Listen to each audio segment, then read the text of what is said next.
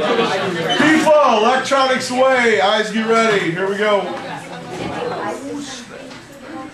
Do you want me to focus on her? Do that. No, just wait till she comes in. Catch her when she comes through. Caleb, your mom's here.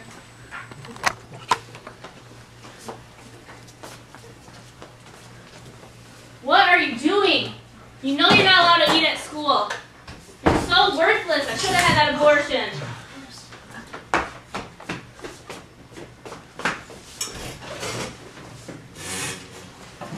Abuse. What a terrifying word. Cases of abuse happen all over our country. Not all cases are reported, and not all of them end up with a child living.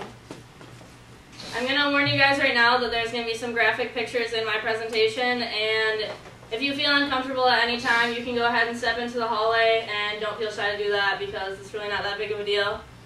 Okay, so there are 4 main types of child abuse. The first is physical abuse. That's when a child is hurt or injured by a parent or other person. These injuries can include bruises, broken bones, bite marks, and even death. The second is sexual abuse. That's when a child is persuaded or forced into sexual acts, ranging from watching pornography to full-on intercourse. The third type is emotional abuse. This one people don't know as much, but that's when a child is not given love or acceptance, and basically the child is always criticized and always yelled at and told that everyone else is better than them. So the first story I'm going to tell you about is about a baby named Brianna Lopez. She was 5 months old when she was beaten so badly that she died. When her mother was mad at her, she would bite her and pinch her, and when she was found, she had bite marks all over her body, all over her arms and legs, her back, even the back of her head. She was also raped numerous times, not only by her father, but also by her uncle. And the night that she died, her uncle and father were throwing her in the air towards the ceiling by her legs, and sometimes they wouldn't even catch her. Okay, so the next type of abuse I'm going to talk to you about is neglect. This is when the person taking care of the child doesn't give them proper clothing and water and food. And as you can see in the picture, the bottom picture, the person is obviously very small from not being given enough nutrition. And as you can tell, they're probably really close to dying. The first story that I'm going to tell you about is about an 8-year-old girl. Was when she was found when she was 8, and she had been neglected for 5 years of her life. She had been tied in a closet by her grandpa because he was mad that his daughter had her.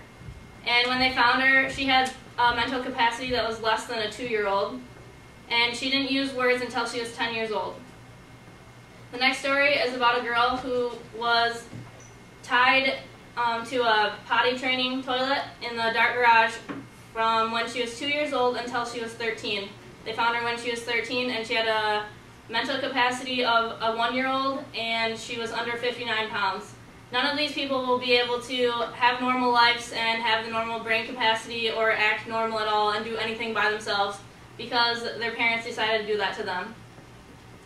And neglect, when sociology is the study of the way people become who they are, and all different types of things shape you into the person you are, and basically if you're neglected, you don't get the proper development, and you basically aren't like a human at all, and you don't have very good communication skills, if any at all, because maybe you haven't talked to anyone your entire life because you were neglected the entire time. And so basically these children are looked at as objects and not really humans.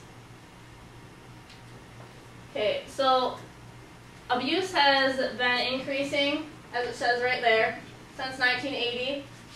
All types of abuse. And so that's why I am talking to you today about how to solve this, or help this problem. First off, I would say that, well, some places it is a law that you have to report any type of abuse that you see happening or maybe happening. And I think that needs to be a law everywhere for every citizen that they need to report any type of abuse they see. And the second one would be to have psychological reconstruction programs that are for people who are found to be abused, because that way it'll help them, maybe, if they haven't been abused or neglected for too long, that they can actually live in society as a normal person. And it'll also help them learn that what happened to them was wrong, and that it's not the way that they should act. Because a lot of times when you're abused as a child, you become the abuser when you're a parent. Or also you will be more like a criminal, because it says that like 60% of all women in jail were abused as children. And a lot of people that were abused become juvenile criminals.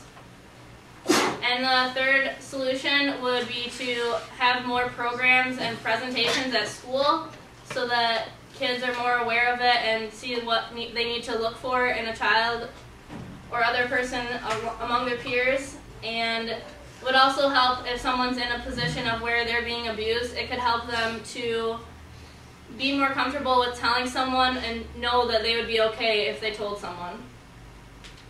The ways that you guys can help would be, if you see a child that you think may be being abused, you need to take them to a private area away from any group or people that they are with. And then you need to encourage them and stay calm and ask them enough questions so you can find enough evidence to see if they are being abused or not. And reassure them that everything is okay and that you will help them, and you will contact other people that will help them as well. And if they need to be taken back to the group, then make sure you do that and then report everything that happened. So I hope that by looking at your guys' faces, most of you look like kind of shocked by some of the pictures or anything I said. And I really hope that if you guys see any type of abuse, that you can go ahead and feel comfortable reporting it, because then you know that you'll help that child in the end. You guys have any questions? Well done, Cynthia.